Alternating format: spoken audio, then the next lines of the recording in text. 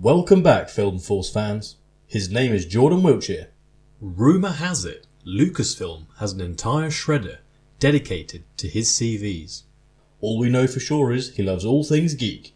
And today he is giving you an Aussie's opinion on why it's a good thing that Benioff and Weiss are writing a Star Wars trilogy. So that's my pet kookaburra called Cookie, and he can fly away now. So this is an Aussie's opinion. So we've just heard that Benioff and Weiss are going to be writing a Star Wars trilogy, not connected to the saga films and not connected to Rian Johnson's films. So it's something new. And Rian Johnson has already said that his films are not going to be set in the Old Republic, which we all suspected at first. His are probably going to involve maybe Canto Bight. That's why he so wanted to go there in episode 8. He wrote that, remember? So he probably wants to do something in that part of the galaxy. But with David Benioff and Weiss, there's so much they could explore. So obviously, they write Game of Thrones, okay? They're the showrunners for Game of Thrones. Yes, George R. R. Martin did create Game of Thrones, or Song of Ice and Fire. But David Benioff and Weiss have created a lot of those shows' elements and were great bringing it on screen. Now, I'm not saying I want them to bring incest, heads being chopped off, and betrayal all to Star Wars. I just want some of it. Not the betrayal. No, just kidding. Of course, the betrayals. Okay? That's what's so good about Game of Thrones, because you can't see what's coming most of the time. And yes, some of you may argue that's not the case with the last season. It was all predictable. But never mind. Okay, and some of you said Last Jedi was predictable. But no, it's not. It was not predictable. But I did a video on that already. So let's move on from that before I go into a massive fan rage, which I probably already will do in this video. So the reason why I think David Benioff and Weiss writing a Star Wars trilogy is a good thing is there's some new blood writing it, okay? Yes, I love Lawrence Kasdan. Yes, I love J.J. Abrams. Yes, I love Rian Johnson. But they always need new blood coming in. They've proven themselves that they can write fantasy. And you might say, wait, Star Wars is a sci-fi. Well, no, it's not really. It's a space fantasy. It's an epic saga film. And we need some fantasy.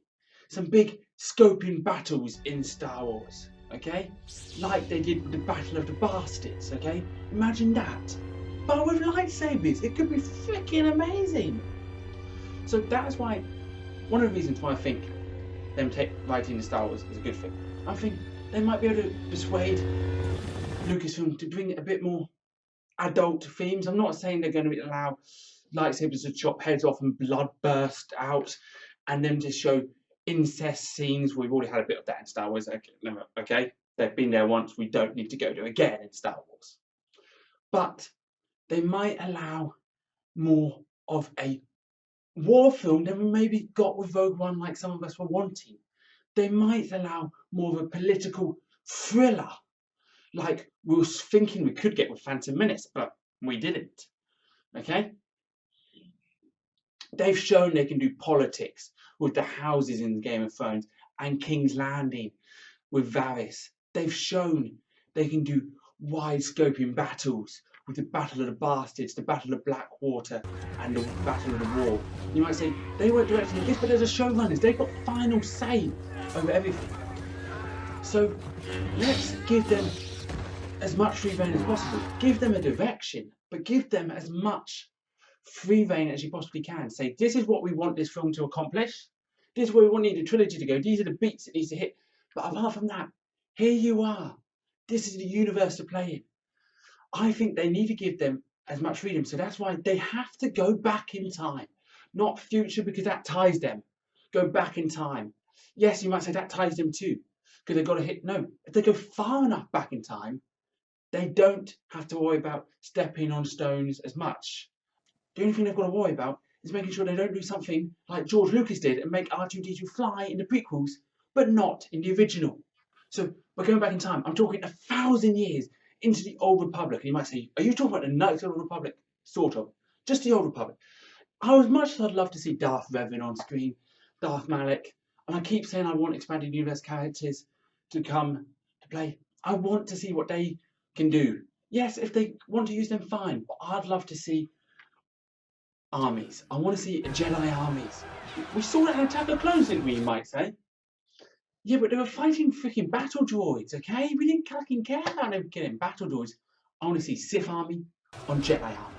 Don't you? Lightsabers on lightsabers. I want to see things like Darth Vader in World 2. I want to see the political corruption of the Old Republic. And we already know they can do that with Game of Thrones, okay? You can't get more corrupt than freaking Peter Baelish and Cersei Lannister. And in the Old Republic, there was so many corruption. We already saw part of that corruption in Attack of the Clones, Revenge of the Sith, and Phantom Menace. They are corrupt. But that's dated back thousands of years ago. Let's have them create and build a world that keeps us guessing. And you might say, oh, that doesn't sound like Star Wars. But then you say Force Awakens was too much similar. I want them set in the Star Wars universe. I want to use that playground, but create new stories, okay? And maybe if it doesn't use our favourite characters, everyone would love it because they're not expecting things. They were expecting plenty of Last Jedi that some people didn't get. And I understand that. But with them going back and using characters that basically no one knows, even if they use legend characters, we don't know them because they're from legends, so they can be different in canon. So, okay, they've got experience from George R. R. Martin. George R. R. Martin has that great thing of making not all characters black and white, not all characters dark side or light side. Imagine David Benioff and Weiss taking some of that and using it in Star Wars. But Jaime Lannister, we hated Jaime Lannister in season 1. Okay, then we loved him, and then he did something that I'm not going to mention to his sister, and then we hated him again. But then we loved him again, and we still love him now because he stood up to his bitch of a sister.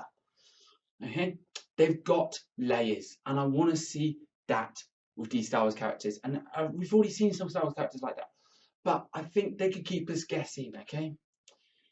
Imagine they could actually do something with a grey Jedi. A Jedi who doesn't believe in either the light or the dark, who has elements of both but is a Jedi.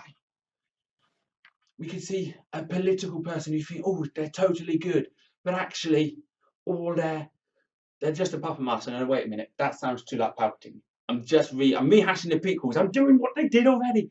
No, but I'm not Benioff and Weiss.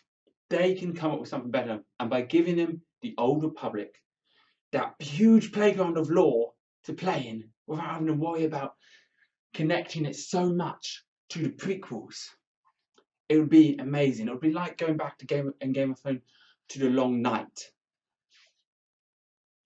Okay, they don't have to worry about connecting it so much.